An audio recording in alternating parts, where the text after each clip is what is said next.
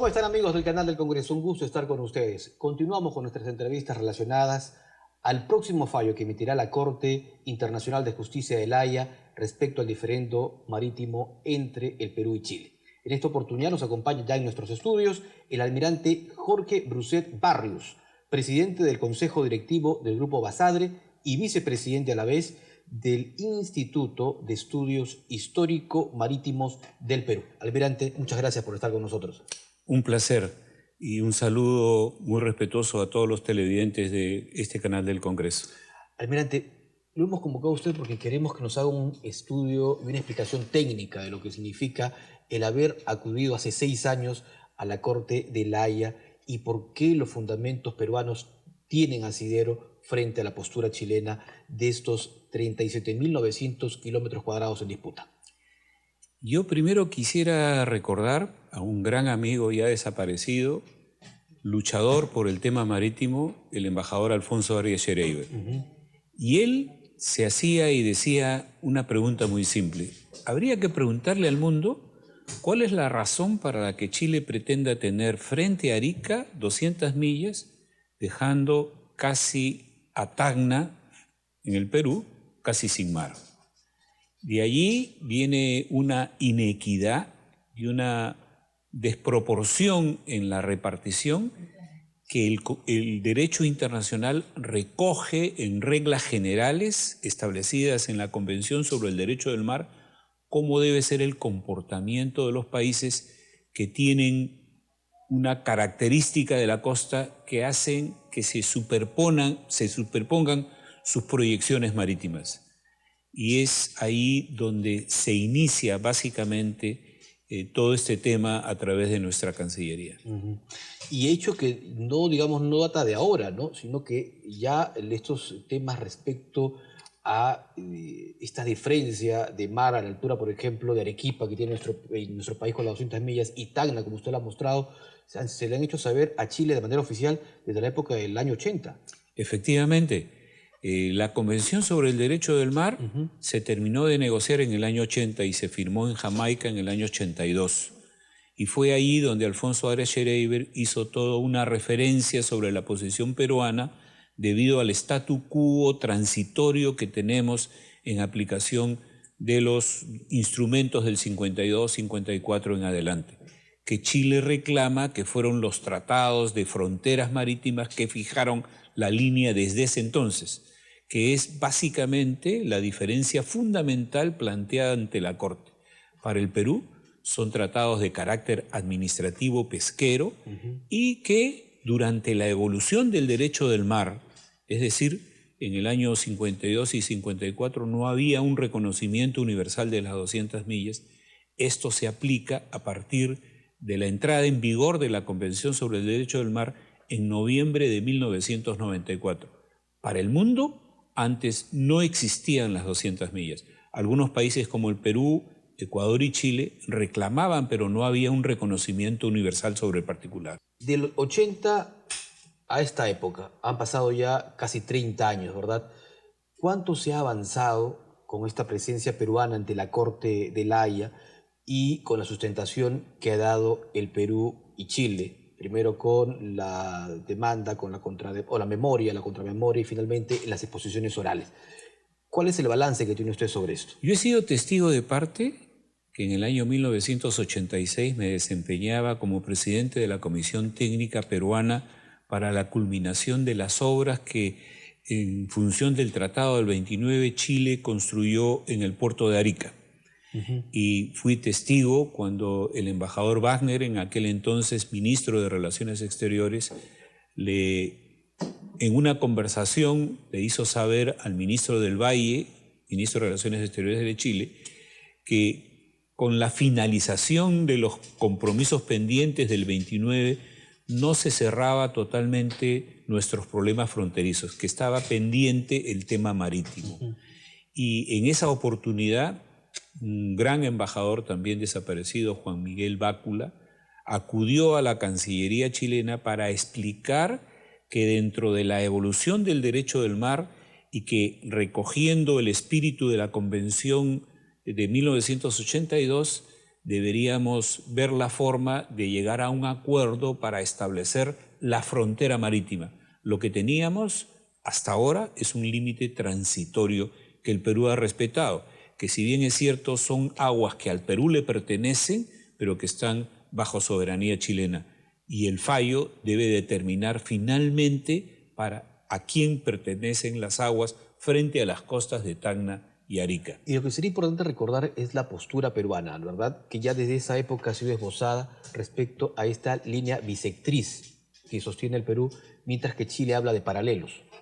Efectivamente, justamente hemos visto cómo ha evolucionado el derecho del mar y como yo le comentaba, pues la mayoría o casi todos los países que tienen una situación en la que hay una superposición de la proyección de sus costas hacia el mar en la zona fronteriza, tienen como norma general del derecho internacional trazar una línea media, una bisectriz en lo que es el mar territorial, es decir, en las 12 millas. Pero también el derecho internacional deja soberanamente a los estados que puedan tomar cualquier otro acuerdo, que mutuamente ellos acepten.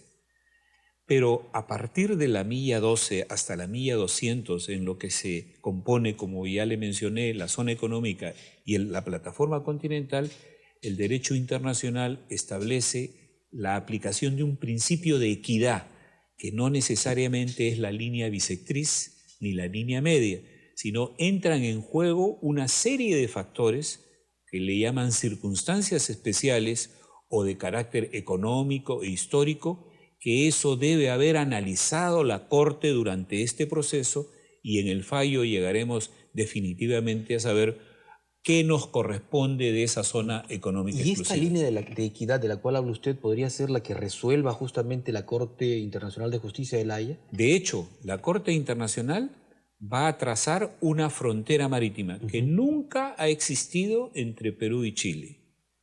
Y para ello, vuelvo a repetir, primero hará un trazo del mar territorial, luego la zona económica y después la plataforma continental. Debemos esperar segmentos de líneas que no necesariamente siguen una misma dirección. Pueden tener direcciones diferentes. Curvas, digamos. Diría yo segmentos rectos. Ya. ¿No? Hasta llegar a las 200 millas. O sea, no debemos esperar una línea, digamos... Una línea uniforme en una sola dirección. No necesariamente. No recta ni uniforme. No necesariamente. Puede variar. Puede variar la línea en función de los antecedentes jurídicos, de los instrumentos que la Corte dispone y principalmente de lo que establecen las normas del derecho internacional recogidas en la Convención sobre el Derecho del Mar. Y esto creo que ya ha sido esbozado por uno de los jueces durante las argumentaciones orales.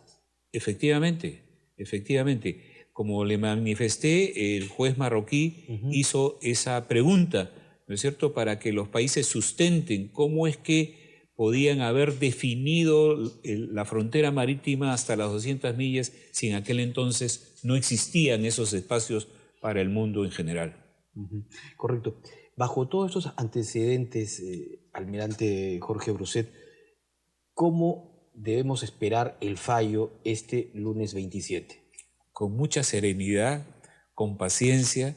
Sería muy aventurado decir algo sobre el resultado, pero tenemos y guardamos la esperanza de que la Corte va a hacer justicia. Es más, el fallo va a ser totalmente ajustado a derecho, con todos los antecedentes. Lo fundamental, usted me comentaba que Rosa María Palacios ha mencionado que han habido ya 11 fallos de fronteras marítimas.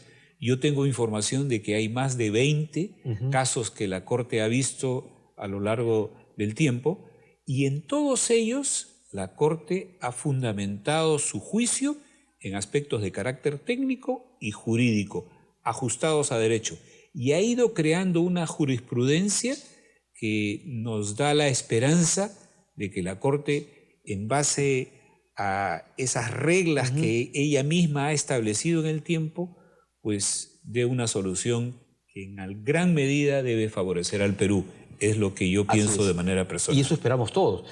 Pero a propósito de estos datos, de estas cifras, lo que también se conoce es que en todos estos fallos que ha emitido la Corte de La Haya respecto a diferendos marítimos, en ningún caso le da el 100% de la razón a un país, ¿verdad? Es curioso, es verdad, no necesariamente tiene que ser una regla. Lo que pasa es que existen circunstancias como en el caso de Nicaragua con Honduras, por ejemplo. Ellos tenían un límite, no una frontera, hasta las 200 millas referida a un paralelo geográfico, algo muy similar a lo que se aplicó o se ha venido aplicando entre Perú y Chile. Ajá. Y ese paralelo geográfico no venía del año 47, como dice Chile en el caso nuestro, sino era desde la época de la colonia, porque el utilizar los paralelos y los meridianos, que van los meridianos del polo norte al polo sur y los paralelos paralela a la línea del Ecuador, es una forma muy sencilla de poder ubicarse en la tierra y principalmente en el mar, donde no hay tantas referencias. Pero hoy en día existen reglas que buscan hacer justicia a través del principio de la equidad. Y eso es lo que esperamos que la Corte lo aplique tal cual como lo ha hecho en todos los casos que ha visto referente a las fronteras marítimas. Y además, la Corte también tiene una guía fundamental, un principio, que es la búsqueda de una solución pacífica de la controversia. Y eso hace que la Corte debe tener en cuenta y sopesar los argumentos de uno y otro lado y buscando una solución que se ajuste a derecho. Almirante, ¿cómo va a ser el fallo? No me refiero a lo que va a decir La Haya, sino cómo va a ser, digamos, el mecanismo, la metodología que va a dar el próximo lunes el juez Peter Tonka, que es el presidente de la Corte, cuando lea la sentencia, que va a ser una sentencia de varias horas, por cierto, ¿no? Entiendo que lo que va a leer el día lunes es un resumen, que debe estar más o menos en un tiempo de 1 hora. Lo va a hacer en inglés y luego en francés, o sea, va a ser una doble lectura del mismo fallo. Pero traducido a la vez en castellano. Traducido al castellano, o sea, tendremos oportunidad de escucharlo 2 veces en la traducción del inglés y del francés para poderlo interpretar en su integridad. Pero este fallo lo que hace, basado en 2 instrumentos, uno regional, que es el Pacto de Bogotá de 1942, el cual nos ha permitido acudir a la Corte, Perú y Chile, y basado en la Carta de Naciones Unidas, que es un tratado universal del más alto nivel, es que le da al fallo un carácter obligatorio. Está por encima de cualquier norma, ya sea bilateral, multilateral o interna de cada uno de los países. Entonces es un mandato, si bien no es un tratado, es un mandato que va a fijar desde el momento en que el juez de la Corte lea el fallo, está definida la frontera marítima entre Perú y Chile. Pero, digamos, la explicación va a ser bastante técnica, porque se hablará de paralelos. Pero estoy seguro... Son, digamos, temas que habrá que estar con un cartógrafo al lado. Así es. Estoy seguro que, como se ha hecho en otros casos, la Corte va a ir razonando y presentando gráficos. Mapas de cómo es que ellos han visto el tema, y al final presentará un mapa en el que queda establecida la frontera marítima entre Perú y Chile. Y eso es de ejecución a partir del momento en que se leyó el fallo.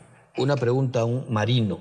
Ese es justamente lo último que usted refería, el tema de la ejecución. ¿Cuándo empieza a ejecutarse este fallo?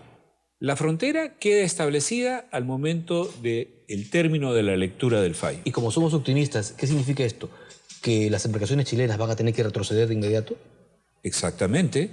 Ahora, la aplicación interna, tanto en Chile como en el Perú, para adecuar sus normas al fallo, puede ser de carácter progresivo. Vamos a decir, si en Chile constitucionalmente está establecido un territorio marítimo hasta el paralelo, pues tendrán que haber discusiones internas y sacar una norma que regule constitucionalmente la aplicación del fallo. Pero eso no quiere decir de que no deben de no ocupar, no retirarse, porque el mar no está ocupado, no es como un espacio terrestre. El mar es libre y navegan permanentemente, las embarcaciones no están estáticas. Lo que sí le va a limitar a Chile, en el caso que el fallo devuelva al Perú lo que le corresponde, Chile no deberá faenar ni ocupar o patrullar aguas que ya el fallo ha definido que son peruanas. O sea, podrían quedarse las embarcaciones ahí sabiendo que están ya en mar peruano. Exacto. ¿No? Exacto. Y con un permiso, y el permiso correspondiente. Claro, ya de navegación. Ahí habrá que regular las normas, ponerse de acuerdo. Es eso lo que yo interpreto de los pronunciamientos de las autoridades chilenas. Así es. Que no se puede, digamos, hacer una aplicación inmediata. La ejecución sí es inmediata. Se define que este mar es de Perú y este mar es de Chile. Hay una línea que nos divide políticamente. Y a los pescadores que son, digamos, los que están un poco más tensos que nadie. Habría que instruirlos ya a las capitanías de puerto de los países de Perú y Chile, y todo el mundo estará atento y va a salir un mapa, y hoy en día pues hay mucha facilidad, inclusive se tienen posicionadores de satélite, ya no se necesitan las referencias de aquel entonces de faros u otras Porque ellos decían, ayudas. Los hombres de mar decían que ellos podrían ser los más afectados con el fallo, ya sea a favor o en contra. Sí, definitivamente, porque se va a definir un área que va a pertenecer ya de manera perpetua al Perú y a Chile. Correcto. Almirante Jorge Bruset Barrios, le agradezco por su gentileza de haber estado aquí, por habernos explicado y de haber conocido ámbitos nuevos de todo lo que significa este debate sobre la delimitación marítima peruano-chilena. Un honor para mí haberlo acompañado aquí en el set del canal del Congreso. Muchas gracias. Muy gentil. Buenas tardes. Muy amable. El almirante Jorge Bruset Barrios, que como decíamos en la presentación es presidente del Consejo Directivo del Grupo Basadre y también vicepresidente del Instituto de Estudios Histórico-Marítimos del Perú, estuvo aquí en el canal del Congreso.